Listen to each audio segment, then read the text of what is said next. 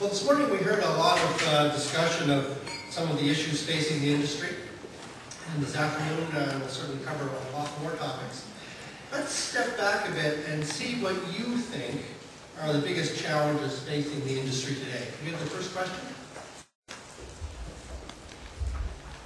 So we have a set of items here. Which do you think is the most important?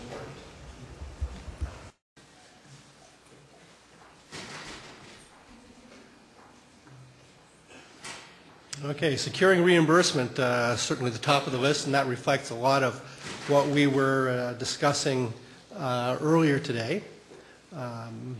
Some other responses across the screen. Let's look at the second question. Zooming in a bit, what about the connection between pharmas and physicians? Do you think there's a close and trusting relationship or not? Do you agree or disagree?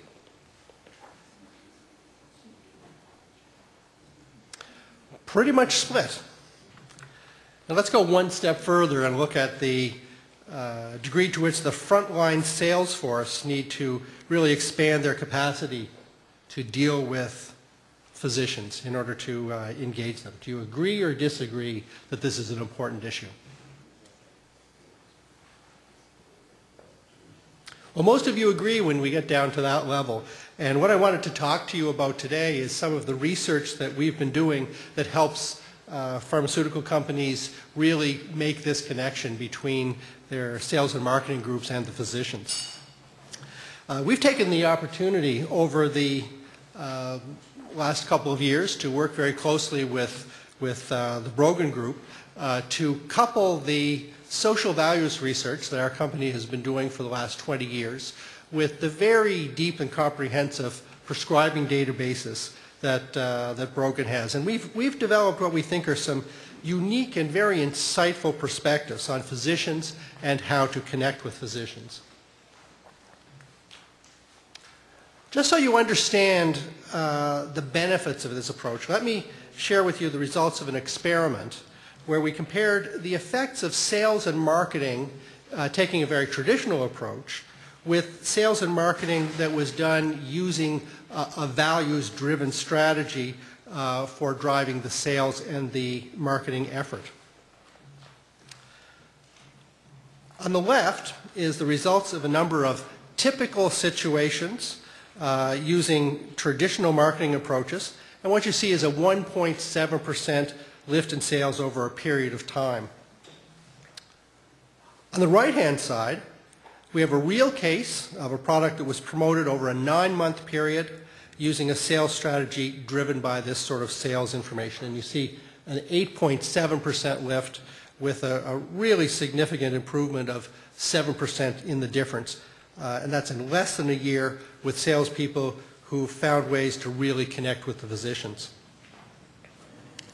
So let me tell you a little bit about the research and what sort of information is behind this.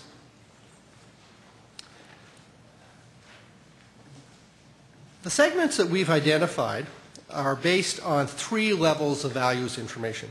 And the first set of values information is really the personal information that's part of the worldview of everyone, whether they're a physician, whether they're a teacher, whether they're your next-door neighbor. And most of these sort of ideas come from decades of personality psychology and social psychology.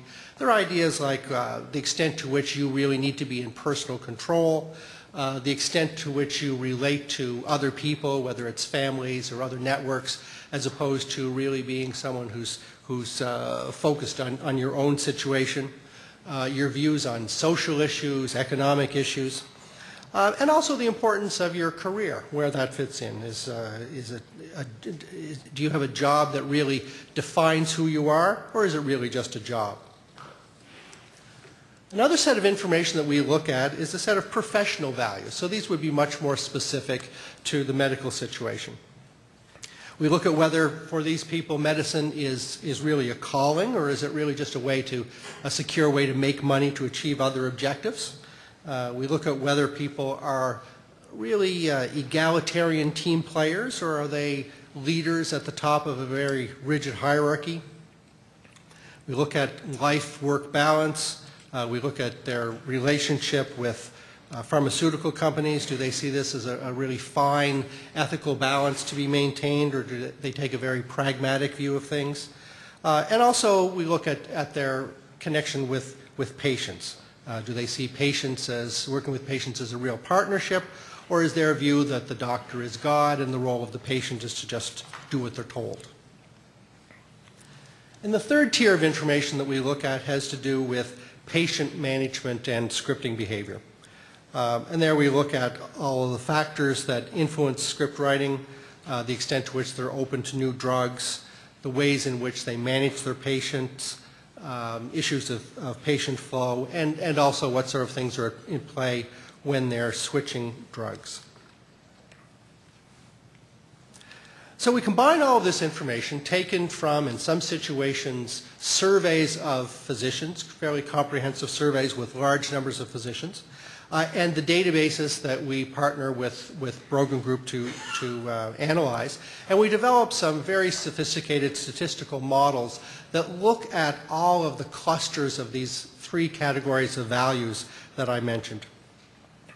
And we work hard to try to identify the groups that are most different in understanding what sort of thinking is behind physicians. And when we do this, we see that there really are two dimensions that truly differentiate physicians. The first is whether they're focused on themselves as individuals, their status, and how they're seen by others, versus whether they're more collective